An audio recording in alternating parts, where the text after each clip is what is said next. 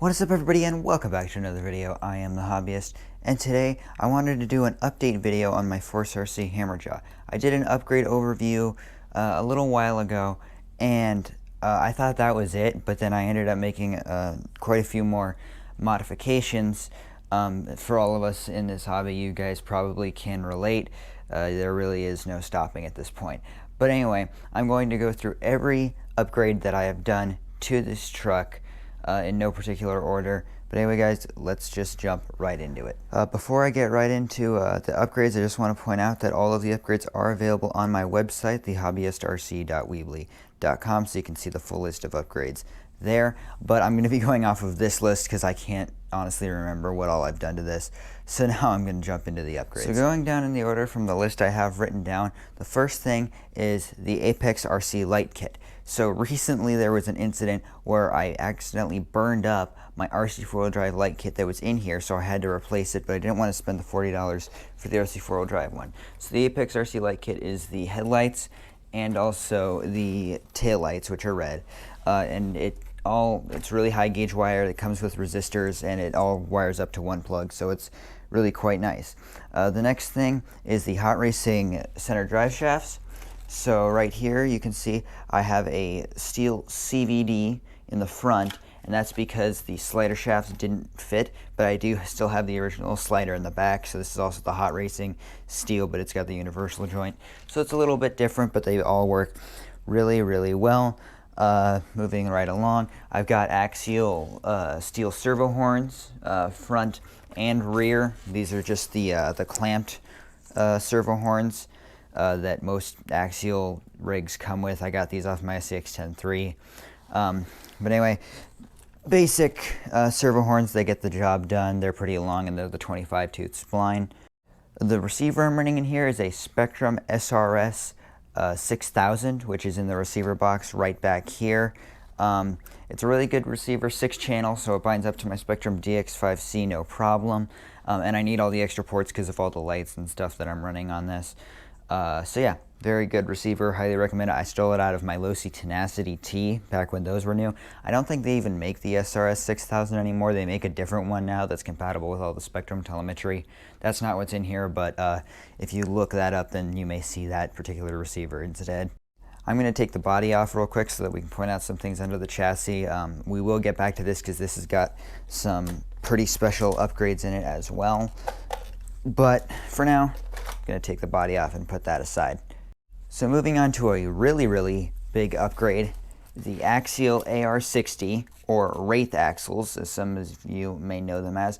This is the front axle kit. I have it, one for the front and one for the rear. And I've upgraded this since, but it's still got the main housing, all the diff gears are the same, and the same axle pumpkin. The stock Force RC axles are not very good, so I'm very happy with this upgrade, and it makes a huge difference. The steering servos I'm running a High Wonder 20 kg servo in the rear. It's just kind of a cheap Amazon servo. But then in the front, I'm running a JX 7032 BLS servo. This is a brushless, all metal gear, metal case, high voltage servo. It's got 32 kgs of torque at high voltage, so it is just a really nice servo, and it really helps out the front because I noticed it was lacking quite a bit.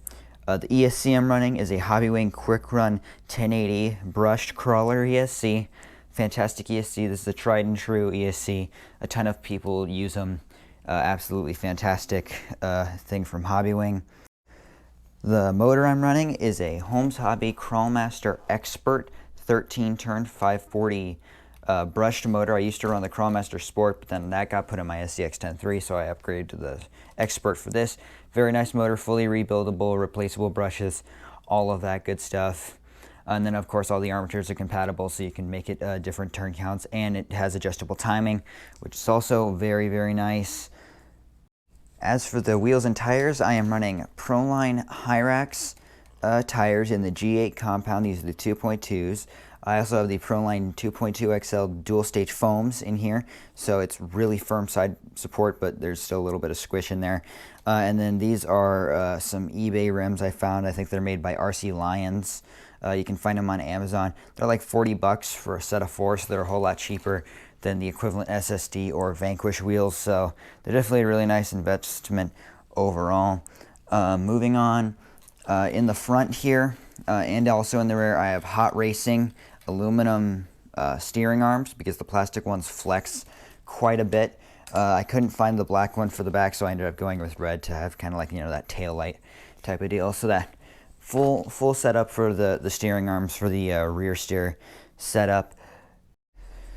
The next thing I have is these little LED lights right here. These are all for underglow, and they're connected to a separate switch so that I can turn them on and off. But these are made by G-Made, I think. They're not specifically underglow. I think they're for one of the G-Made bodies. But they're 3mm white LEDs, and I have 2 in the front and 2 in the rear as some underglow. And then I also have lights in the body. So I told you we'd get back to this in here. Don't know if you guys can really see that. You can kind of see one of the LEDs. These were the original headlights that were in the HammerJaw, and I turned them into interior lights. So they plug in with a little cord somewhere right there. So yeah, that's a pretty cool little thing. Very nice.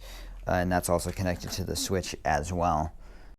As for the shocks I'm running, these are the Yeah Racing 110mm shocks. I got these off of Amazon. They're pretty inexpensive, but they're overall pretty nice for the price. They're only like $20, so I can't really ask for much. But they get the job done. They do leak a little bit, so I put some green slime in the reservoirs. But they're full aluminum bodied with the aluminum cap, but that part's not aluminum, and then the bottom plastic part is not aluminum either.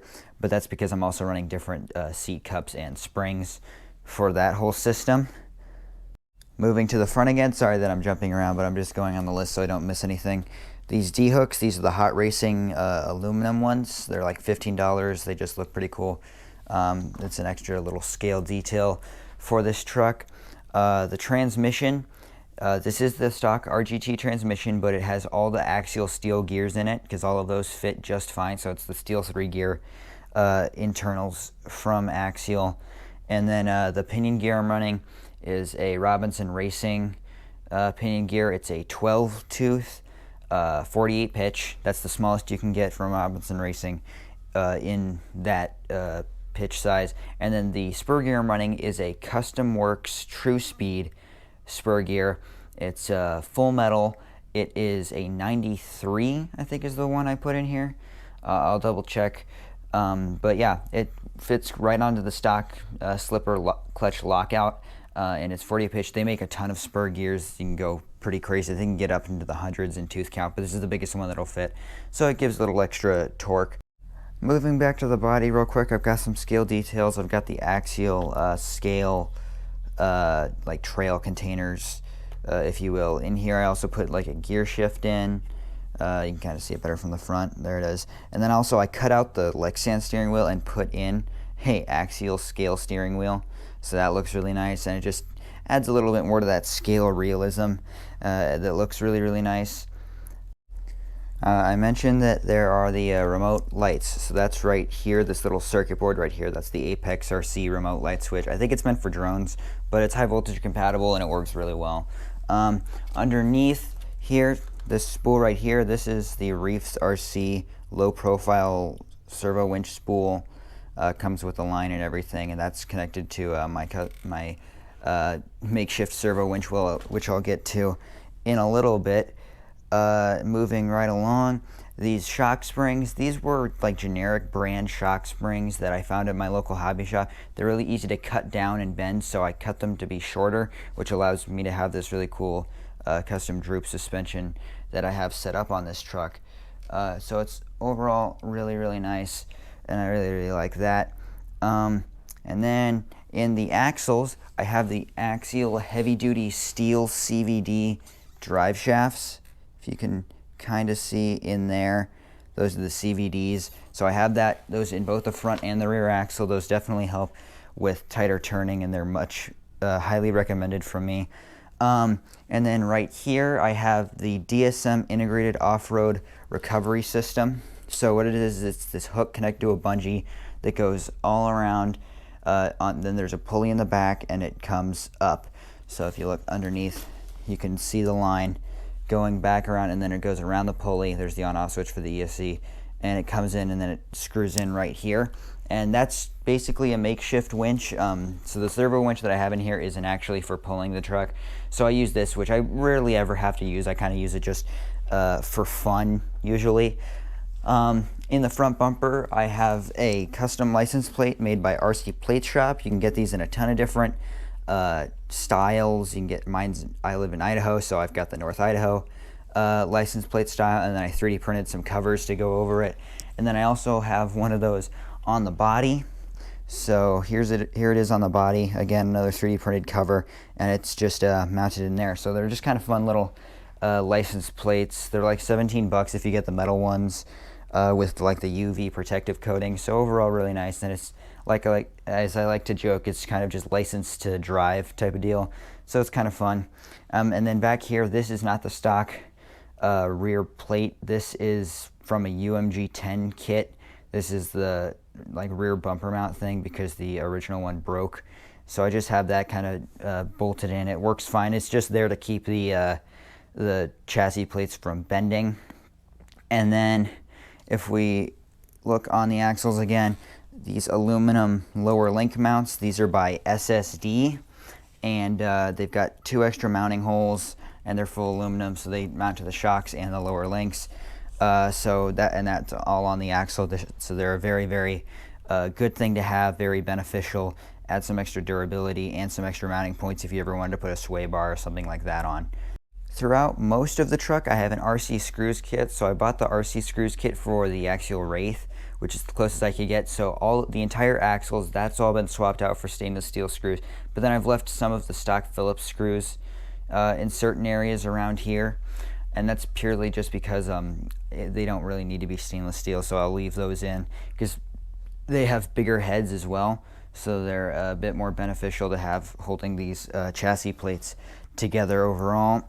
And then I also have wheel weights located in certain areas. There's just a couple in here and there, and it's just to help to add weight. There's some in the bumper, and that's just to add a little bit of extra weight lower down. They don't make a huge difference, but they're there just in case. And then if you have noticed the body, it's the clear one. This was a gift from my friend for Christmas, so he gave me the clear panel. So I custom painted this cool gunmetal and black and red paint job. So it matches the theme I was going with for this truck much better than the bright blue Force RC body that it was rocking at first. Then to help with all this extra load on the electronics, I have 2 elements. First is this ProTech RC Glitch Buster. It's this big 10-volt capacitor that's just there in case there's too much load in the electronics and the receiver cuts out, so that'll prevent that from happening. And then also I have a Castle 10-amp BEC set to 7.4 volts to feed these 2 very hungry high voltage servos. And it's just very, very good upgrade. I highly recommend it because when I got this servo, I noticed that the little 3-amp BEC that I was running in the hobby wing just couldn't do it anymore, so I ended up getting the Castle BEC instead to help with all of that. One pretty unique modification, I don't know if you guys are going to be able to see this. If you look really closely in there, there's these little lead balls that are held in by CA glue in the extra shapes of the skid plate. That's called liquid gravity. You get it in a bottle like this, and it's just these little lead BBs that you pour in, and it's pretty, this is a pretty hefty little bottle, and it helps to add extra weight lower down. I highly recommend this because it works surprisingly well for getting lower down. And I actually saw this trick on Amy and Hobby's YouTube channel, and that's why I got it. Moving right along, if you can kind of see in there, there's like a little disc brake shape in the back. Those are different wheel hexes. They're made by Trackstar, and that's purely because the normal Wraith hexes have this weird O-ring that is welded in front, and it pushes out the hex, which gives it a wider offset, but it also, not much of the hex is actually connected to the wheel, and I didn't like that very much. I have another SSD part on the axles. This is the top axle truss in aluminum. I have that both in the front and the rear. This is the lightweight version, so it's got some extra holes cut into it. So highly recommend that if you're running high power systems like I am, and especially high powered servos, so that they don't tear the plate out of the mount, because my friend has done so many of these little truss pieces in, and he has a high-tech servo. I don't know how powerful his is, probably about the same as this JX one that I'm running. So yeah, I highly recommend that if you're running powerful servos. And then you're probably looking at these wondering what these are. These are custom designed by me. They're these 3D printed rock sliders. Yeah, they're just rock sliders because of how the body is designed and how it doesn't go all the way down. This edge, as you can see, especially on this side, really got scratched up on the rock, so I built these to protect it a little bit. But then the bottom, because it's 3D printing, and you know, 3D printing isn't the strongest method in the world, but that's what I had access to. So what I ended up doing is also cutting out this plastic that I had an old like plastic hinge out of, and built these just to protect that edge, because that was getting torn up on the rocks. So overall, it's just this design that helps protect the bottom of the body and helps it slide over things a little bit easier. So I definitely highly recommend that. And then I also have inside here aluminum steering hubs. I don't have the C hubs, but I have like the steering knuckle. I have those front and rear. These are made by Vidavon, I believe. They're made out of black anodized aluminum, 7075, pretty strong, great fit, all works out really, really nicely. So you saw a glimpse of the winch earlier, so I'll show you that. This was the original front steering servo, and I burnt out the potentiometer on it, so basically it was a servo winch at that point. So I was like, sure, let's make it into a full winch. So it's bolted in. It's got a hole. I drilled a hole through the aluminum case right here and screwed that in through the battery plate, so it's all really sandwiched together. And then what that does is it wraps around the top of the chassis and then back into the axle, and when you activate it, it pulls the front down, and that's called a suck down winch. And real full-size crawlers use this, and it's just to help like when you're going on steep angles, when your suspension tries to unload on you, then that's really beneficial, and it can really help you keep your nose down. So it's a very nice design, and I rarely use it again, but it's a really fun thing to have and play around with, and I really enjoy it. And you can see the wire wraps around the hook is right there, and that's where it's hooked into. So yeah, that's how it's connected to the axle. And then finally, one more element in the body. I have this Apex RC Lipo checker right in there, and that's connected to a little wire through the back that leads, and one of the wires popped out, so I got to fix that. But that plugs into the Lipo, so for long crawl sessions, I can plug that in to my 3S Lipo that I run and constantly be able to monitor the voltage without any issues. Alright guys, so that was all the upgrades that I have done to my Force RC HammerJaw. That was quite a list. Hopefully you found some of this information helpful. Hopefully maybe if you have a Force RC HammerJaw or a similar vehicle, you would like to do some of these upgrades. But overall, thank you all for watching. If you did enjoy the video, please like, subscribe, and leave a comment in the section below for what videos you'd like to see next. But that's all for today, everybody, and I'll see you in the next one.